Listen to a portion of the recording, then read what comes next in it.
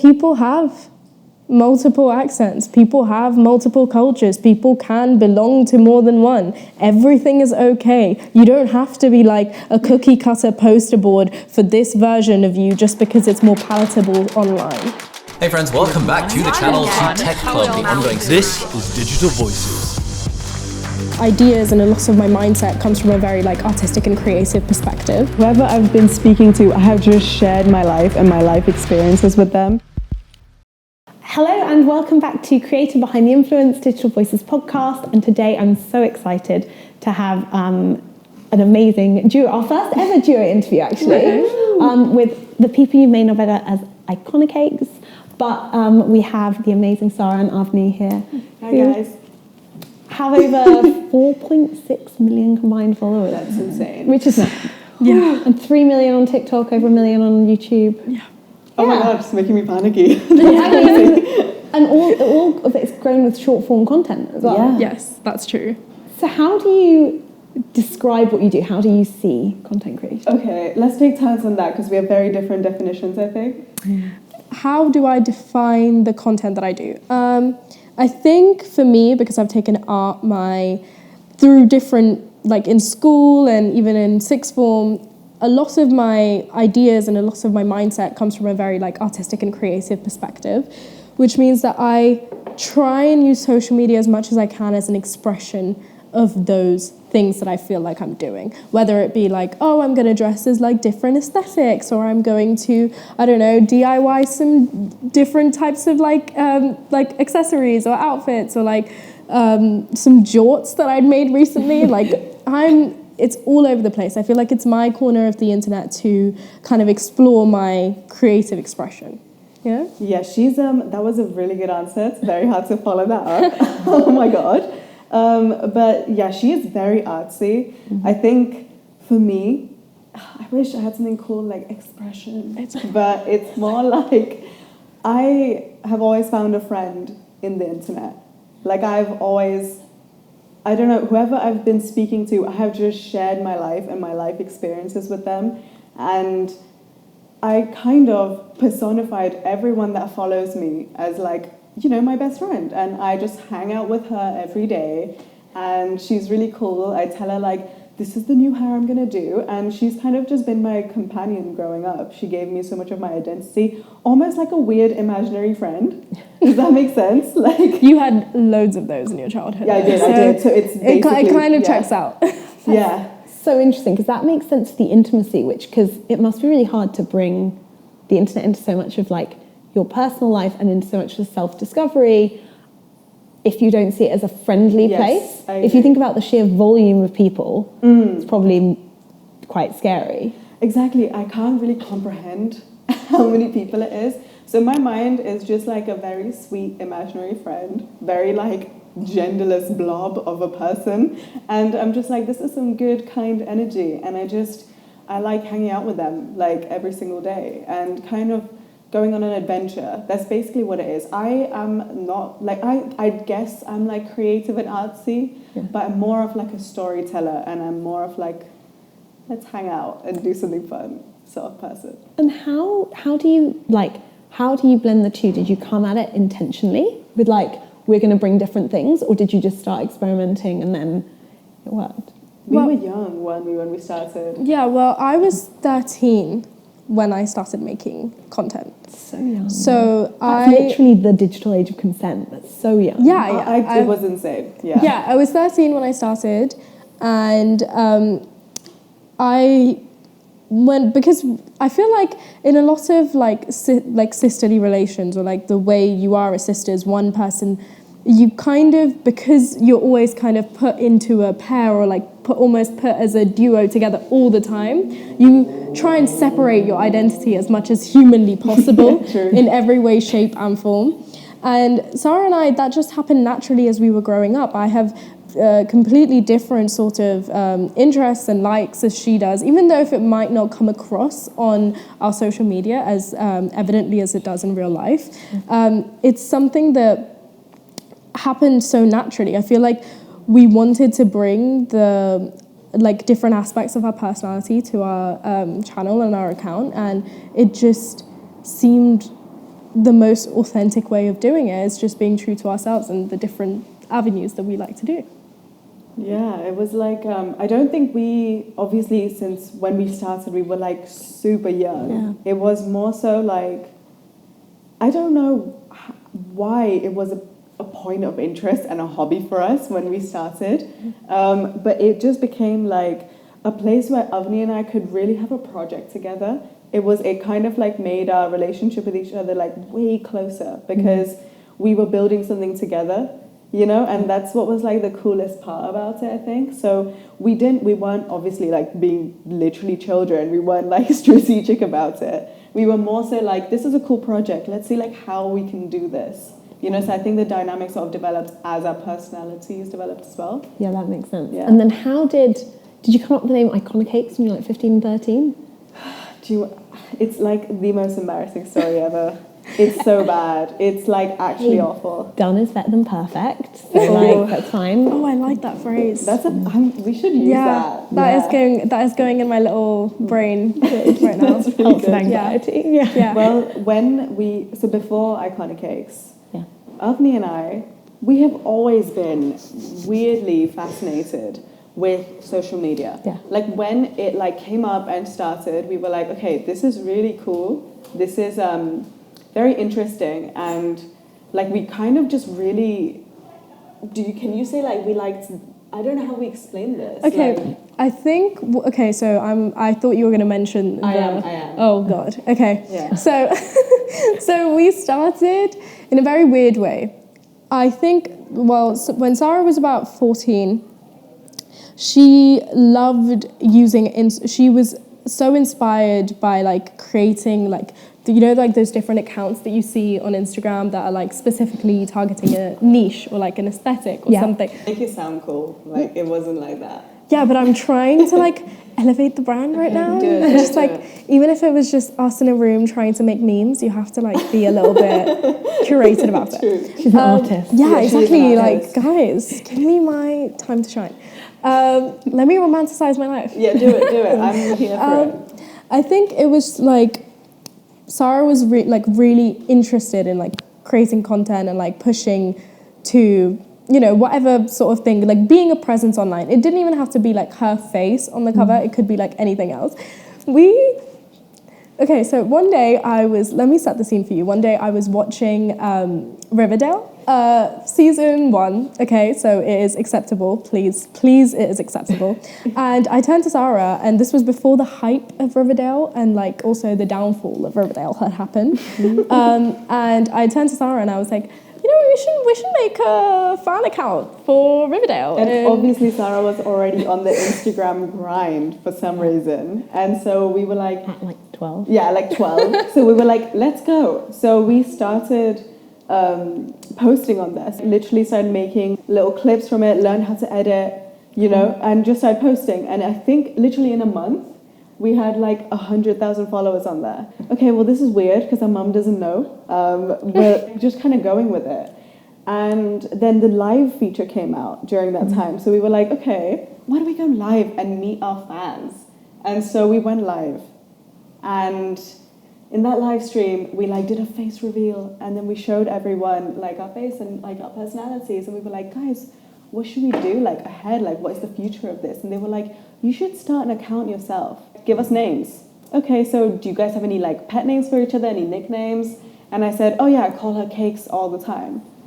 And so they were like, oh yeah, why not Iconicakes? Because it just stuck. Yeah, it was during that time when people use weird names on Instagram like that. They try to like make like a cool niche name. And for some reason we decided Iconicakes is the best niche name we can come up with. And it just kind of went from there. And it stuck from that Riverdale live stream.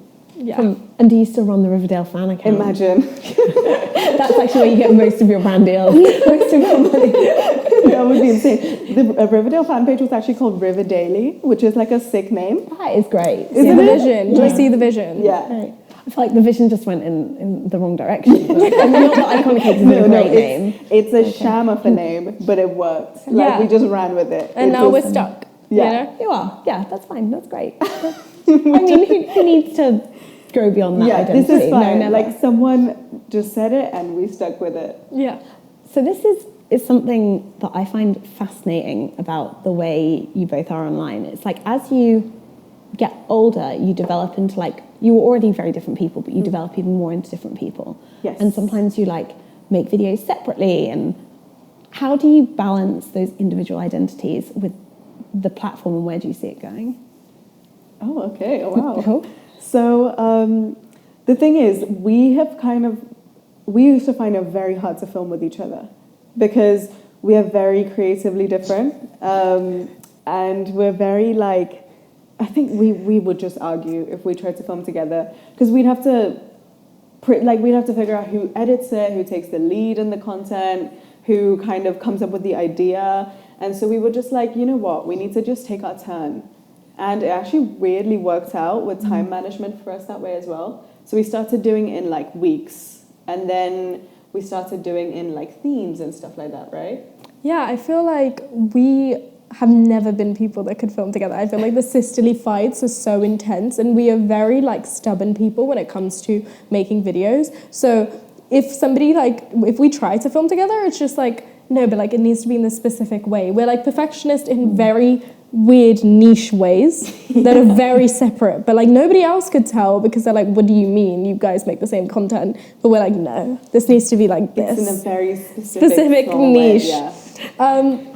So I feel like we just like kind of naturally developed this concept of like, okay, it's Sara's week on TikTok, it's Avni's week on Instagram. Sara's week on Instagram, it's Avni's week on TikTok. And then shorts got added to the mix, and then, yeah. Because it kind of just helped us organize ourselves, because I think the older we got and the more our presence started growing, we realized like we have to, like we were always consistent, but I think a lot of it was like passion driven in the beginning. It still is, of course, but you have to have a little bit of like a system and you have to be organized. I know this sounds crazy, but like we had to be like very, I don't know, because when no one told us that it's supposed to be like a business, I guess you don't really get told that because we are doing this ourselves, like with sisters. But then we decided that, okay, we need to kind of be on top of this and organize ourselves. So like every Sunday we would sit down and like have a review of our content, and like we started making content calendars, like tiny children doing that, which was like so Awesome. so weird. Yeah, because it wasn't like you had a YouTube partner manager at that time or like No, a TikTok nothing. point of contact. You just literally were like doing a business review. Which is hilarious, yeah. Yeah, But like we were that's great. taking ourselves so seriously. Like we would literally call them our Sunday meetings. Yeah. And we'd sit down in like my mum's bedroom being like, okay, let's do a review. Let's be serious, guys. Which is like ridiculous. And did you dissect? Was it like dissecting your analytics? Was it Everything. so you got obsessed with like how to improve it as well Yeah. as just the content? I think when we were around like maybe the ages of like 16 to like 14 and stuff like that, we got very involved in it like it's a business, and we started running it like it's, you know, a serious thing, because we kind of need to give that respect to the people that follow us for us to deliver every time, because they expect it from us and we have to give them like a good quality content. Yeah, Do you know what I mean? it's kind of our responsibility to make sure that we are providing like good content for them. They are the reason why we are in this position. They are the reasons why we get to do so many incredible things with that, and so many different opportunities. It's unfair to not cater to them first. So interesting, because you talk about the internet in such a positive way, which given like you can also talk about anxiety and like hate online, you've talked about it like a friend and like owing respect to your audience, which is so different, especially with TikTok, where your content could end up anywhere. It's not necessarily True. they followed you, it's more a content first algorithm. I think, yeah, we've kind of been, first of all, blessed with a really amazing audience. Yeah. And I think because they've grown up with us, we've like always been super grateful, because it's not no one plans on like having millions of like subscribers. Like that's a crazy thing to even plan for.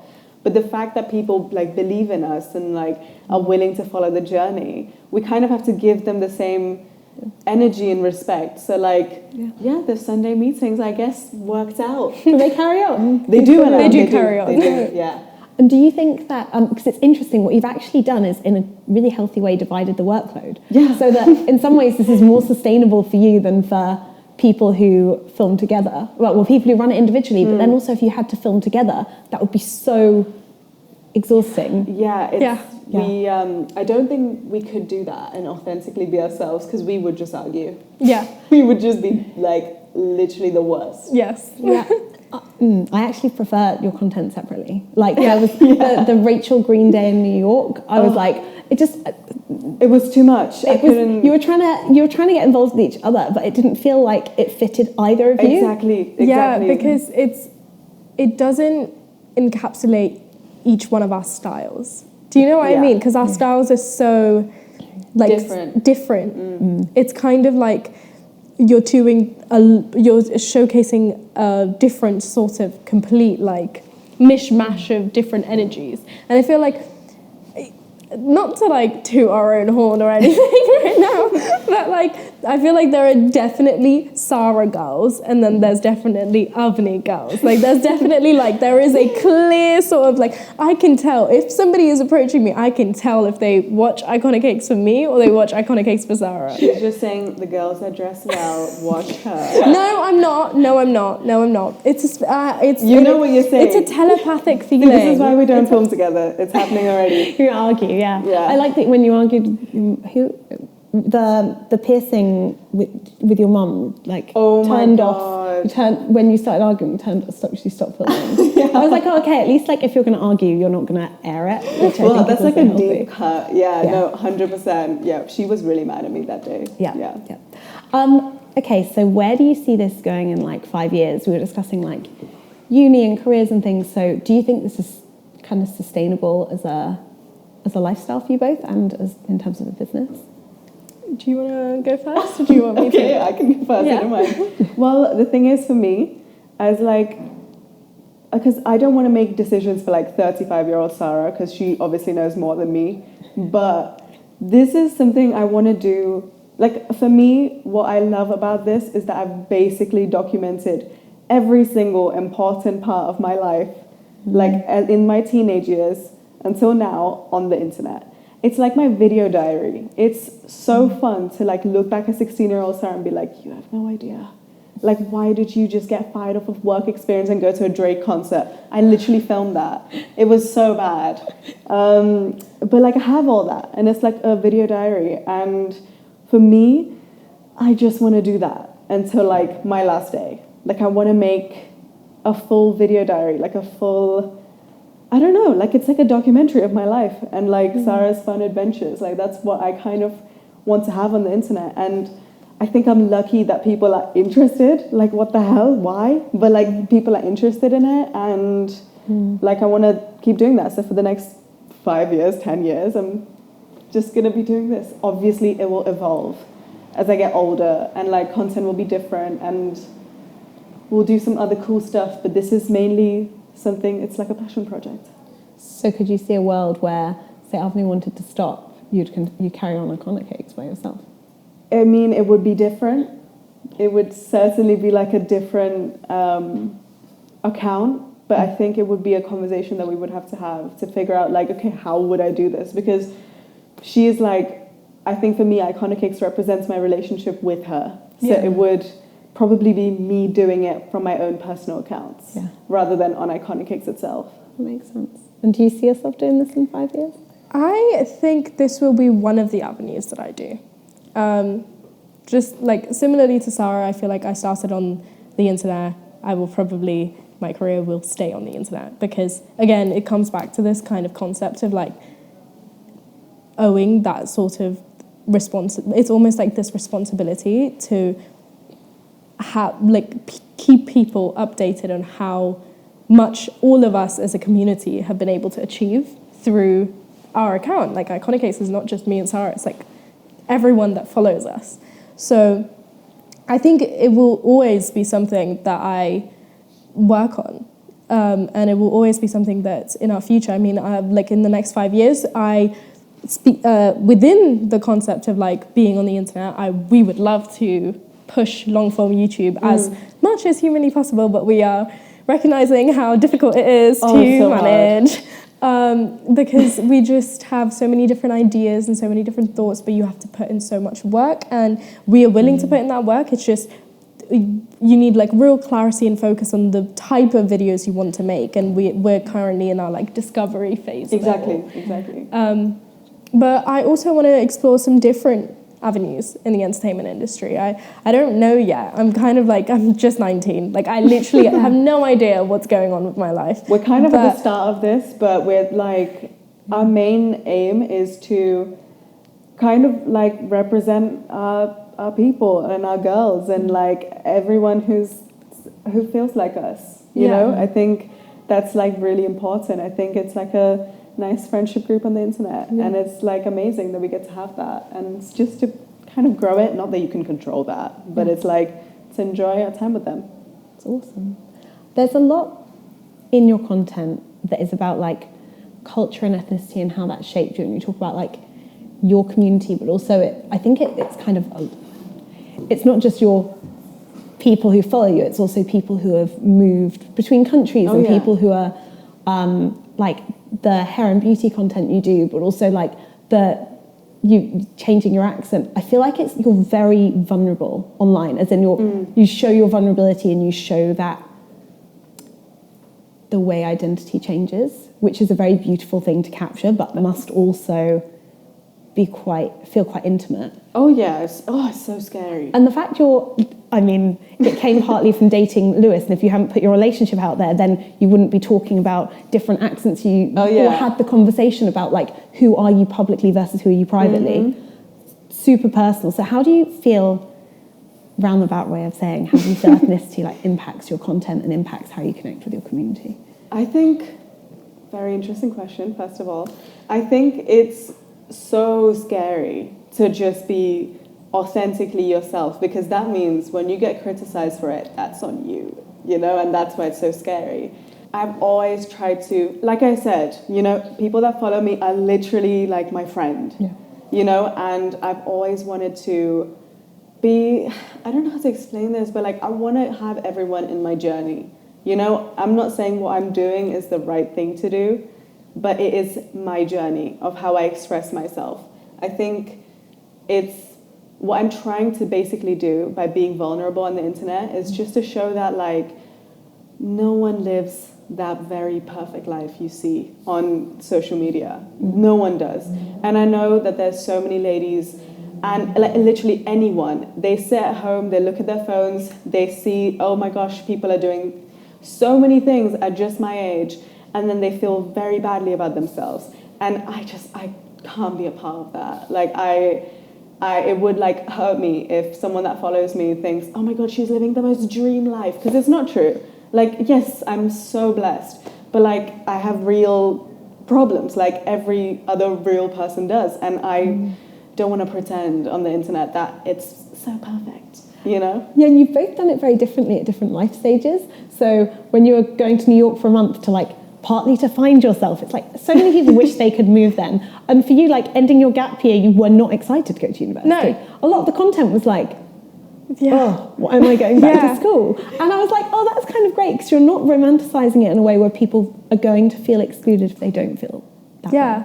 I feel like, and just to like pat Sara on the back a little bit here, and returning back to the previous point that you were talking about in terms of ethnicity, I'm just like so proud of her, because it's so difficult online to communicate how it feels like to be an immigrant from a different country, and to kind of navigate this arena, because honestly the representation even on social media for brown women isn't there. We only had Lily Singh, we kind of have Liza Koshy, like we don't really have a representation of how it is like to be an immigrant coming from a different country, because when we moved here we were 8 and 10, and we didn't know the culture, we didn't know the etiquette, we didn't have the accent. If you talk to any girl that is an immigrant, or like any person who's an immigrant, a lot of them will be sort of dealing with the same issue of code switching and what is natural. But in reality, it's as if both identities exist simultaneously. I'm too scared to speak in my Indian accent online. And I probably will never do it because I can't be that vulnerable. So seeing your own sister be able to have that sort of, don't cry, seeing your sister have the ability to kind of translate her own journey and translate this journey that actually a lot of people experience but hasn't been represented in the media because we haven't had an ability to have a platform.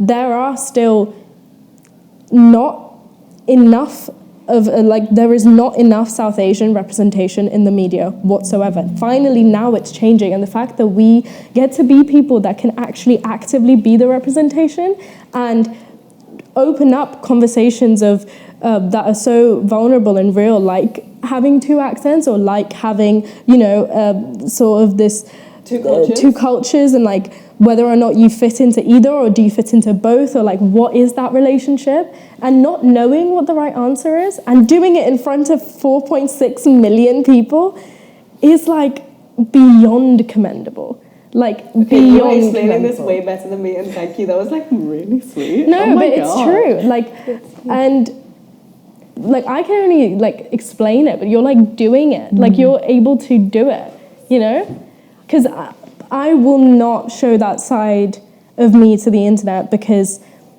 I can't. I need a level of protection.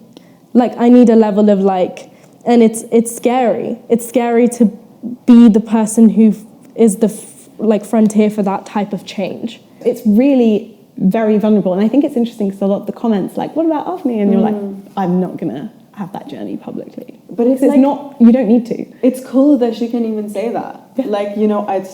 This is for me, and I 100% understand that because it is a personal thing for me to speak in my Indian accent. It's very personal to me, but I'm choosing to express that because I feel like it's right for me to do that. That doesn't mean it's right for her. What works for everyone. Yeah, the fact that even in this interview, we had a discussion in the car coming over because she was like, I want to use my Indian accent during this conversation, right? And I had a literal panic attack, and I was like, oh my god, because it is so personal to me. The reason why Sara's not speaking in an Indian accent right now is because of me, right? It's because of the fact that I'm like, girl, I will have a breakdown. I will be like... we do not want to film that. Yeah, well, because she is ahead of me in the journey. She is ahead of me in understanding and sort of even accepting her dual nature. I am not. Oh my God. Yeah, but it's true. I don't want to sit here and preach something that I'm not actively able to do.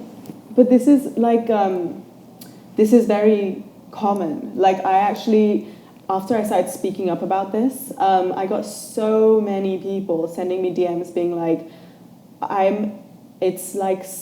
have an inside person and an outside person, and I find it very, very hard to express this inside person outside. And yes, of course, all of us every single person has this mask technically we put on to go meet people outside. That's what small talk is, and it's normal. But there's definitely a difference when it comes to an accent, a culture, a language. And I think for me, it's a safe space I've created, and I want to just express myself the way I can there. And yes, it's scary. And yes, there are so many people, even in just my community, that have a lot of internalized hatred towards their own culture just because they find it hard to express themselves in that way, because it's not through their fault, it's just the society we live in, and it's hard. And so if I get some hate, so be it, because I get to raise awareness for the ladies who feel like they're having this conversation with themselves all the time, and I get to represent the people that do. So it's pretty cool. And I 100% understand where Avni is coming from, in the sense that, you know, this is her boundary and it's her line. Because what she produces on the internet is her art, it's her expression. And for me, like, do you know what I mean? It makes sense. It's self-development and growth, and like that video diary. So you put it out there, whereas it might not be the type of content you do. It's interesting as well because you film separately. I think you probably only would speak together in a personal space, whereas this marries personal and professional, and you're filming together now. So it probably raises a whole host of issues you didn't expect to have to discuss in a taxi. Yeah, we were really discussing these in the taxi, and I was like trying to explain my sort of apprehension for it, and she was absolutely amazingly showcasing her bravery for it, and we kind of settled on the fact that I am not ready. So, but we're a team, so we, you know, figured this out together. Yeah. It's a huge part of. I don't want to say growing up, because it's not growing up. It's not like that. It's not the coming of age, but it's your growing up journey. Exactly. It's very exactly. different. Yeah.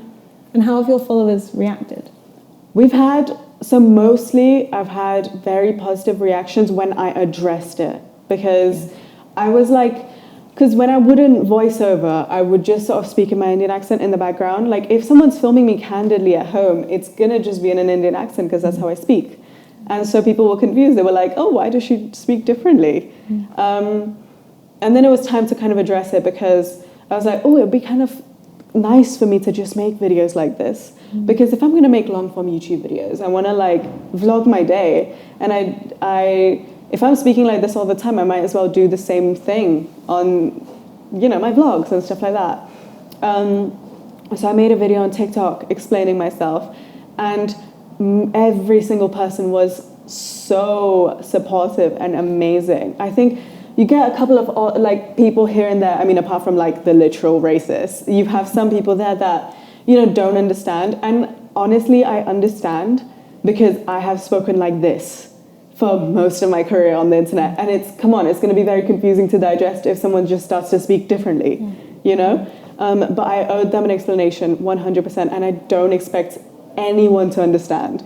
But the fact that people do is very cool. That means that I'm like not alone, and I actually felt like this was like a very, like, I thought it was just our original experience, but it's not. Like, this is so normal for so many people. Common. Yeah. So common. And so it kind of made me feel not so alone in the fact that I have two accents, and like I have a dual culture, or whatever you said. Like, it makes a lot of sense. And so then I made a YouTube video explaining myself, and so many people were sharing their stories in the comments, and honestly I was like, this is really cool. Like, this is so cool that people can just, you know, finally say this. I even got so many DMs of like, there was this girl who said, oh my god, I actually went outside today and just spoke in my original accent, and it felt so cool. Like, I literally felt like I was on drugs, and I was like, oh my god, this is so awesome that you can do that. And the fact that like one video of me just explaining this could have an impact on someone expressing themselves made me feel like, okay, it's worth it then. I will take any hate comments. Like, it's so worth it. That's awesome. That's really great. Has that added pressure to you? I mean, you know, the taxi ride. Yeah. Yes, but we're figuring it out. You know, it's like it will take time, and also it's the first time where sort of the initial point that we talked about, which was like the separate aspects of our identity are finally being seen in a very obvious way. So interesting. So because of that, and because of that sort of like the internet can see the shift, it's always a transitionary period, and it's going to be difficult, and it's going to be it puts me in a spotlight that maybe I didn't want to be a part of, but I support everything Sara does, and I will continue to do it. And if it's making somebody else, like someone who follows us, feel heard and listened to, because what she's putting online, the pressure doesn't feel like anything.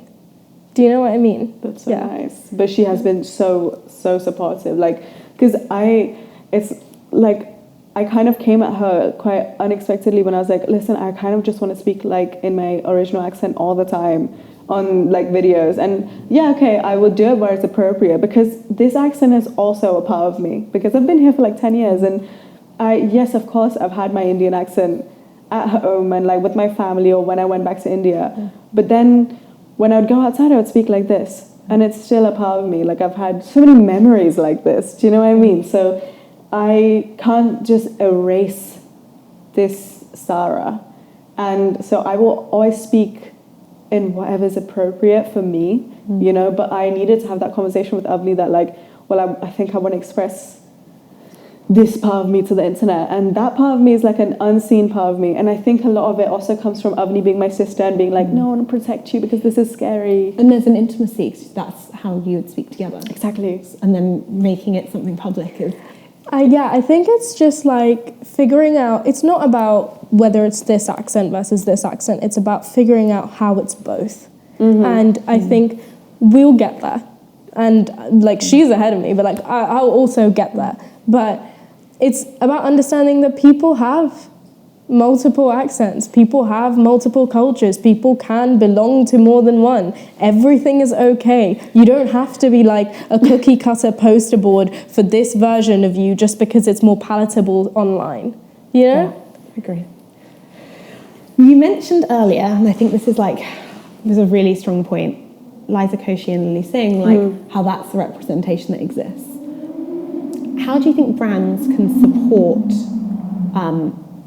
people being more inclusive online? Oh, good question. I do think the climate is way, way, way better now. Like, oh my gosh, the brands are so much more inclusive. Like, I do think there's ways to go everywhere. But like from what it was 10 years ago, 20 years ago, it's definitely been a change. I don't think it has to be brand-led. Because, of course, there needs to be an active sort of understanding from the brand perspective of being aware of like that you're just picking white people, or you're, you know, like something like that. But I think it needs to come from the people side of things first. Unfortunately, that's like the realistic way. We can go and say that, you know, the brands need to, you know, focus on this type of person and focus on this type of thing and stuff like that. But in reality, the brands are not going to favor people who don't have the audience. So we need to start there. That's the first issue. Why are we not paying attention to people of color? Like, that's the crux of the problem. Only way you can do that is by representation. And the fact that Sara and I are here, the fact that Lily Singh or Liza Koshy were there is the reason why we can do this. Which means that, yeah, it's a slower drip. It's a slower sort of progression. It's a slower sort of kind of like a grind to be the person of color who pushes the ceiling or like pushes and gets above. But you're only going to be recognized if there's representation. And that's what we need to focus on. It's understanding how to be spokeswomen for women, like for people of color to get into creative pursuits, for people of color to push in this field, if that makes sense. Because I think it has to be a change with the people first, 100%. Like, I think because and it's unfortunate that that's the case. I know, because like I feel like there's only so much you can do as a brand. Like, yes, you can be, there's so many more things brands can do now, but I do think it's like a bottom-up project, you know? I have thoughts on this because I think it's from a creator side, yes, but it's also audiences, you're right, it's people. The audiences need to ask yourself, look at who you're watching, why are you watching who you're watching? And like, could you have different opinions in that, and could you choose to seek out other channels and other types of content? So there was a big movement to do this during BLM in 2020 and diversify your feed. But then the creators who often benefit from that are now saying, look, I've got a really disengaged audience because they haven't kept watching. And you're like, the audiences really need to think critically about their own, I think, consumption. Exactly. For sure. Yeah. I also think being in the creative industry is a very privileged place to be. Yeah. The fact that 100%. we were able to, let's say, afford to have a camera that could film. Like phones, nice phones. Yeah. Nice phones, nice makeup, nice outfits, nice things that we were doing. The creative industry, from the foundational basis, for a lot of people, is unreachable because of the level of privilege you have to start it. And you need a lot of security to have this as like your career path. And do you know what I mean? Like you need... Yeah, it's not going to be something that somebody can pick up when they have a full-time job and other responsibilities. It's not feasible. If people say that, it's out of touch. So trying to combat that reality and understanding that, you know, there needs to be more representation, and the fact that there's an audience claim and the brands are not, you know, it's a lot of shit. It's a lot of overall like what's going on. Yeah. So yeah, it's incredibly difficult, but over time we'll get there, and that's all you can hope for. So interesting, the innate privilege piece, because I completely agree with you. I think it's also access. Oh, yeah. I'll not say which talent management agency, but a talent management agency reached out to me and said, which creators do you know that we could work with who are super amazing up-and-coming creators? And this was a few years ago. And they said, click for Taz. Oh my God, 100%, could do TV, could do whatever. You should speak to her. She turned up at the meeting and they didn't realise who she was and thought she was there for a job interview and made her go through a half-hour job interview. Oh my God. She had over 1 million subscribers on YouTube for long-form content. And then afterwards, she was too humble to say anything because she's absolutely wonderful. And then afterwards, she's like, oh, this wasn't really why I was here. And then they passed on her as a talent anyway after that experience. Oh my God. And I was like, she is a phenomenal businesswoman herself. She has great acumen. But it was the fact that, one, I had to recommend her access to that room. And then when she got there, she was treated the way she was. And that just, to me, shows that, like, it's the system around making money on YouTube as well. So it's not just the audience, it's not just, you're right, privilege and access to finance to start this, but it's also like, if you don't get access to talent management who will negotiate really hard for you in terms of brand deals or in terms of monetization, that privilege compounds, and then how are you going to make the money to tell your story? Exactly, that's such a good point, because I think there are so many of these like unseen barriers that no one speaks about.